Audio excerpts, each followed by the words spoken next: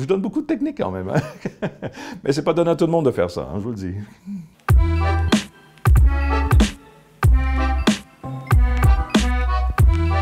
Bonjour, ici Mesmer, le fascinateur, et voici mon breakdown hypnose pour JQ.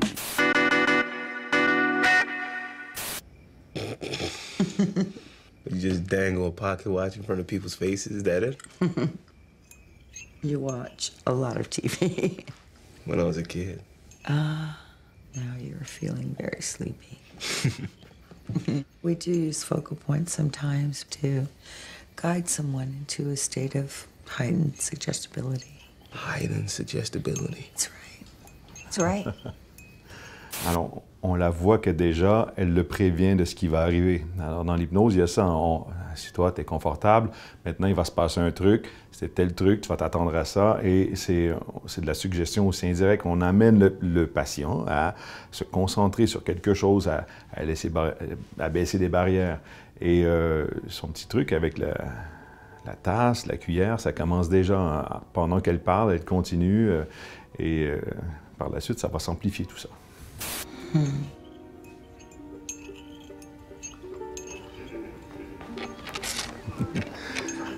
Alors, on voit déjà, on l'entend au son, on entend la cuillère qui frôle la tasse et elle garde le rythme. Et ce rythme-là va créer en lui une façon de le maintenir de où elle veut vers où elle va. Alors, peu importe la question, ce rythme-là reste constant, toujours égal.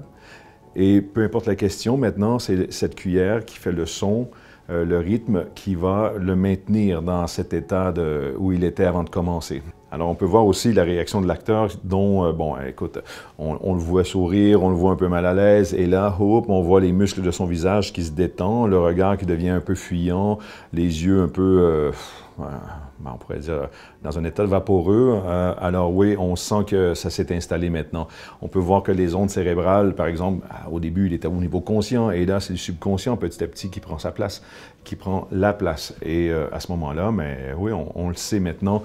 Moi, je le vois, et c'est un très bon jeu d'acteur parce qu'il a été coaché, parce qu'on voit vraiment que la détente est arrivée. À moins qu'il ait fait la séance vraiment sous hypnose, cette séquence-là sous hypnose, mais sinon, c'est un très bon jeu d'acteur. On voit vraiment le changement, là. Ouais. Now, sink into the floor. Wait. Sink.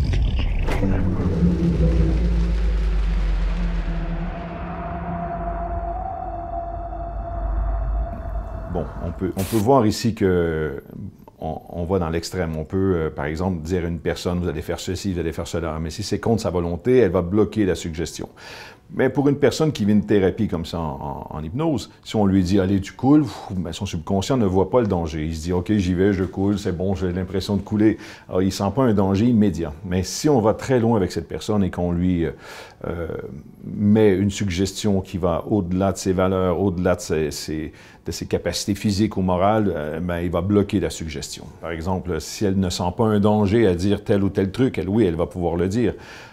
Mais si on lui dit, par exemple, on ouvre une fenêtre et on lui dit « Allez, fous-toi, jette-toi par la fenêtre », elle va bloquer la suggestion parce que le subconscient va dire « Non, non, attends, il y a quelque chose de dangereux au bout de ça, là, fais-le pas ». Alors, une chance que c'est comme ça. Bon, l'image était quand même très forte. On le voit qui descend, il flotte. C'est un peu la sensation qu'on va avoir lorsqu'on fait une thérapie. Ça dépend vers où on va, dans quelle direction on va dans la thérapie aussi. Mais on a l'impression d'être là, de ne pas être là. Il voit la dame là avec une séquence, là, on la voit se reculer, là, on la voit reculer au loin. C'est un peu comme ça, notre regard se rétrécit, comme ça notre champ de vision se rétrécit et on a l'impression que les gens, ben, on les voit, mais on a l'impression qu'ils sont vraiment très très loin devant nous. Alors les gens sur scène qui vivent l'expérience vont vous dire un peu la même chose. On entend les gens autour, on les entend rire, on les entend se marrer, on les entend, on voit nos voisins de siège, mais on a l'impression d'être ailleurs en même temps. Alors quand je dis qu'il y a une distorsion entre le rêve et la réalité, c'est un peu ça qui vit en ce moment ici. Alors c'est bien imagé quand même. Je n'ai plus confiance en personne. Oh, je ne te le reproche pas. Mais moi, je ne suis pas ainsi que certains de tes prétendus amis. Tu peux avoir confiance en moi. Aie confiance. Ah ben oui. Crois en moi. j'étais tout jeune quand j'ai vu ça, et j'apprenais l'hypnose déjà à l'époque, moi, dès l'âge de 7 ans. Alors, quand j'ai vu ce serpent hypnotiser Moodley, j'ai fait « Ah, mais c'est ce que je suis en train d'apprendre à faire ça, là! » Alors oui, ça m'a quand même inspiré, cette séquence. Et c'est de l'hypnose rapide qu'il fait, hein? Comme ça, puis il l'a chopé. Ouais. Alors ici, on voit un serpent qui hypnotise un humain. Bien, on sait que les serpents ont cette capacité de fasciner. Hein. Par exemple, un oiseau, il va fasciner sa proie pour s'approcher et l'enlacer comme ça et pouvoir, au final, en faire son repas.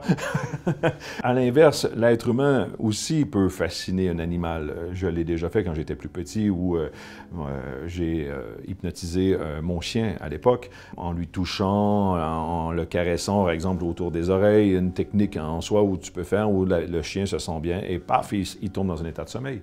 Chaque animal, comme ça, a des zones hypnogènes qui lui permet de rentrer dans un état second comme ça. Mais c'est pas comme si j'hypnotisais un humain. Je peux pas lui dire maintenant, allez, tu vas jongler avec 3 balles, des trucs comme ça. Hein. C'est des animaux. Alors c'est plus difficile, mais on peut les calmer. On peut réussir à faire en sorte qu'ils se sentent bien. Alors plusieurs vétérinaires maintenant se forment à ça pour aider justement dans leur technique, dans leur cabinet pour, exemple, faire la tonte d'un chien, par exemple, sans avoir besoin de lui donner un médicament pour le calmer, mais ils ont des techniques pour arriver à faire ça. Fais un somme sans méfiance, je suis là. Voilà. Alors, c'est quand même des bonnes techniques, hein, parce qu'on le voit, il le balade, lui fait descendre l'escalier. Alors, tous les signes de « on descend », on s'en va vers l'inconscient, c'est là. Après, il le berce comme sa maman berce un enfant et on s'endort tous dans les bras de nos mamans quand on est petit. Alors, c'est des mouvements naturels qui provoquent en soi cette détente. Et l'hypnose, c'est souvent ça. On part d'un mouvement naturel du corps, par exemple, quelque chose de simple, et on l'amplifie avec la suggestion. Et c'est ce qu'on voit là-dedans ici. Alors, est-ce qu'il faut faire confiance à un hypnotiseur ou pas? C'est à vous de le juger. Hein? Non, mais je vous le dis, je vous rassure tout de suite, on ne peut pas vous obliger à faire quelque chose qui va au-delà de votre nature, de votre capacité physique. Alors, il n'y a aucun souci, hein, il n'y a aucun souci, et c'est impossible de rester avec des séquelles à long terme. Par exemple, je vous amène dans un état de rêve, OK? Et même si je vous fais vivre le pire de vos cauchemars, eh bien, dans un état d'hypnose, bien, vous allez vous éveiller. C'est la même chose, hein? La nuit, on dort, on rêve. Des fois, on fait des rêves absurdes, des fois, on fait des cauchemars. Mais qu'est-ce qui arrive quand ce cauchemar devient trop intense? Hein? Vous vous éveillez. Alors, avec l'hypnose, c'est la même chose. Si ça devient trop intense pour vous, vous allez monter au conscient et vous allez bloquer la suggestion. Et voilà. What in the hell is going on? Excellent question. And the answer you're looking for lies right here. Who are you? Really? Really? I am just a figment of your imagination. Ah, c'est une belle séquence, hein, de Men in Black. Ben écoutez, ils ont inventé un petit truc, un petit bidule pour faire oublier une séquence dans leur esprit, dans leur souvenir. Et je fais des numéros semblables dans mon spectacle où, par exemple, le temps de quelques instants, vous avez oublié votre âge. Vous n'avez aucun souvenir de votre prénom, par exemple. Vous avez oublié le chiffre 7, des trucs comme ça. Ou même, je vous implante des nouveaux souvenirs dans votre esprit, comme, exemple, au lieu d'avoir 65 ans, vous avez 18 ans. Vous êtes persuadé d'avoir 18 ans. Et là, les gens vous obstinent autour. À l'époque, quand j'ai commencé à faire de l'hypnose, dans les vieux livres de mon grand-papa là, qui m'a donné, il y avait la boule hypnotique Fournier. Quand vous regardiez cette boule, cette petite bille qui était à l'intérieur d'un cristal, bien, ça vous aidait à plonger dans un état hypnotique. Alors, peut-être que ça les a inspirés à créer ce petit bidule là, pour faire un flash. Et avec ce flash, bien, hop, vous oubliez tout ce qui s'est passé dans les 5 dernières minutes.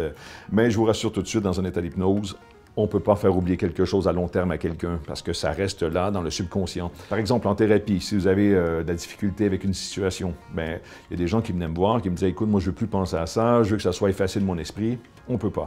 Mais on peut aider une personne à voir la situation de façon détachée, de façon différente et à accepter la situation de façon positive, d'avoir un œil différent, un angle différent sur la situation. Et à ce moment-là, ça va vous permettre de passer à travers l'émotion ou la difficulté que vous avez dans votre vie. Ladies and gentlemen, if you will, look right here. Okay, you know you're on an airplane and the flight attendant asks you to turn your cell phone off? Alors, on a vu ici ce petit bidule électronique là où ça fait un flash et la personne entre dans un état, bon, on lui efface la mémoire. Mais dans mon spectacle, maintenant, la technologie m'a aidé à aller plus loin. Et la technologie m'a toujours permis d'aller plus loin dans mes spectacles, dont la musique, les effets sonores, tout ça. On s'est aperçu que ça créait une ambiance encore plus forte pour la personne qui vit l'expérience. Et là, maintenant, avec la réalité virtuelle, dans mon tout nouveau spectacle, hypersensoriel, on peut voir ça avec un casque virtuel. La personne entre dans un état hypnotique. Alors oui, lorsqu'on joue à des jeux vidéo avec un casque virtuel, mais c'est tellement puissant, tellement vrai qu'on a l'impression d'être dedans. Alors si on ajoute l'hypnose à la réalité virtuelle, alors là, la sensation est à 100%. Par exemple, si je dis à une personne, vous êtes à la plage, dans un état d'hypnose, par exemple. Elle va s'imaginer à la plage, elle va ressentir le sable sous ses pieds, elle va ressentir les rayons du soleil, mais quand elle ouvre les yeux, elle voit le public. Il y a toujours cette distorsion entre le rêve et la réalité. Alors là, pour pallier à ce manque, on a décidé de mettre la réalité virtuelle. Alors si je dis à une personne, vous êtes à la plage, on va lui projeter les images d'une plage à 360 degrés. Alors elle le sent, mais quand elle ouvre les yeux, elle la voit, la plage. Alors ça, la sensation est à 100% pour cette personne. Alors je vous dis, on peut faire de grandes choses avec ça. Et maintenant, en thérapie, je le sais qu'on commence à s'en servir de plus en plus avec le casque virtuel, combiné aux techniques de l'hypnose. On peut pratiquement faire des miracles avec ça. Hein. On peut vous libérer d'une peur de l'avion, par exemple, vous libérer de la cigarette, plein de trucs grâce à la réalité virtuelle. Et c'est très, très puissant. Feel from your face you're freaked by the flow of blood, which is fully fixable in a snap. By focusing and following the flow of my words as you're flowing and floating, which is why you're focusing on my commands.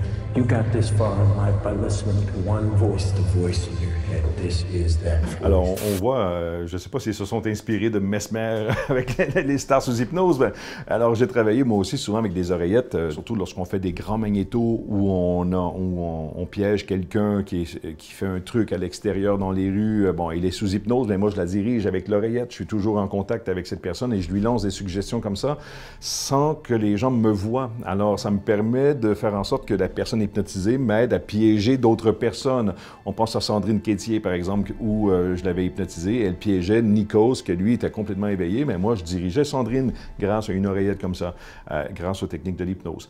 On l'a vu, il a fait de l'induction rapide, il l'a plongé rapidement dans un état d'hypnose. On le voit, ça a bien fonctionné avec dans le film, hein, on voit que ça a bien fonctionné avec la personne qui l'a choisi, mais c'est pas tout le monde qui peut rentrer rapidement dans un état d'hypnose comme ça. Alors, il faut choisir la bonne personne pour ce qu'on a besoin de faire.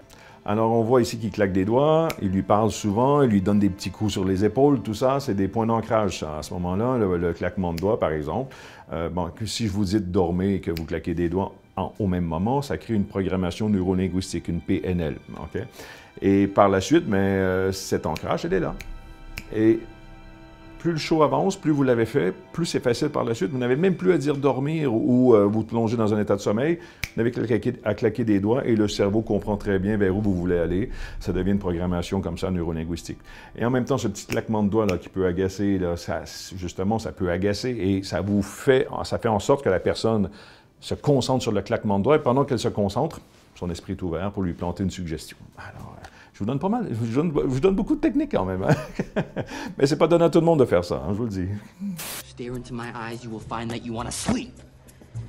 When you wake, you will beg for Merritt's forgiveness and realize that you will never be half the man that he is. Merritt, I am so very, very sorry about how pathetic your pupil is. Hey, a little hint on your technique of surprise. It lacks that all-essential little element of surprise. Alors, on voit ici, hein, la technique de surprise n'a pas fonctionné cette fois-ci avec cette personne-là. Bon, ça arrive, ça m'arrive aussi, hein, parce que des fois, on essaie un truc sur scène et finalement, ça n'a pas collé, ça n'a pas marché. Et c'est normal parce que chaque être humain est fait de façon différente. On ne sait pas comment il réfléchit, comment il va réagir. Alors, c'est pour ça que moi, je fais tous ces tests, que je parle avec eux. C'est très rapide quand même, mais je peux cibler rapidement avec qui je peux connecter aussi rapidement. Alors, est-ce qu'un hypnotiseur peut m'hypnotiser moi?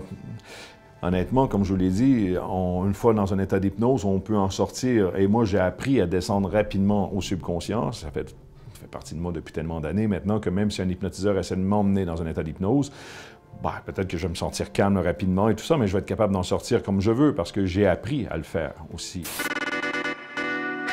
Je vais avoir la prochaine personne, je vais lui dire bonjour, elle va me répondre bonjour. Non. Madame? Bonjour. Bonjour. Alors, j'avais vu cette parodie avec le Mesmerde, hein, c'est ça? Ouais, c'est ça. Écoute, il n'a pas ma carrure, premièrement, il n'a pas mes cheveux non plus, hein. Sa coupe de cheveux, il est beaucoup... bon, c'est un mélange de Chris Angel et Mesmer, je crois. Hein. Bon, écoutez, mais moi, je suis heureux de ça, parce que d'être parodié dans une émission de télé, c'est parce que tu es rendu à un certain niveau où maintenant on parle de toi. Et ça, j'en suis très heureux, parce que j'ai travaillé très, très fort toute ma vie pour arriver à ce stade, et maintenant, mais... C'est à vous, hein? Je suis là, vous venez me découvrir, venez voir le show et c'est vous qui allez être la star sur ma scène à chaque soir. Alors, McFly et Carlito, je vois qu'il y a un peu de manque hein, dans votre façon de m'imiter. Alors, je peux aller vous donner quelques trucs, quelques techniques. Alors, c'est un rendez-vous, OK? McFly et Carlito, je m'en viens pour vrai. Alors, c'était Mesmer pour JQ. J'ai vraiment adoré mon expérience. J'ai hâte de vous voir et de vous hypnotiser, de vous faire découvrir la puissance de votre subconscient. Salut.